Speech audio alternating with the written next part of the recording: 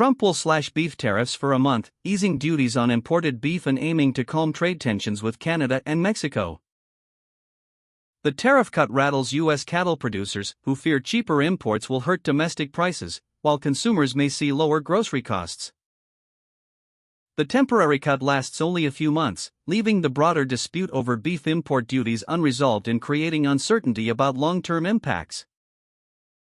U.S. plans a $725 million payment toward its large UN debt. The move is part of Washington's effort to meet its international obligations.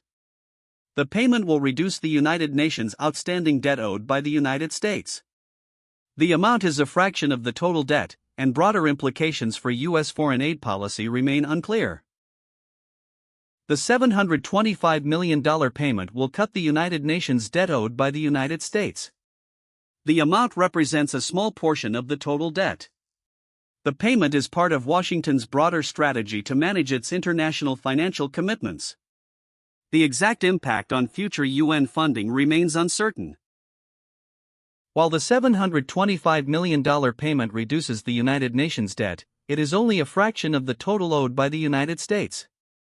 The broader implications for U.S. foreign aid policy remain unclear.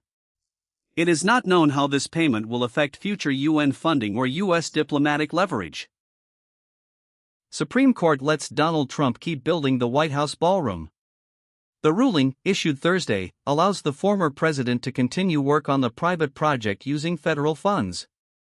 The decision focuses solely on the ballroom, not broader spending. It leaves open questions about executive privilege and fiscal oversight. The court said the project is a private endeavor, so the administration can proceed.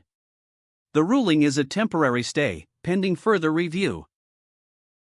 The court's order is limited to the ballroom and does not address wider spending or policy issues. It also leaves unresolved whether the use of federal money for a private project violates oversight rules.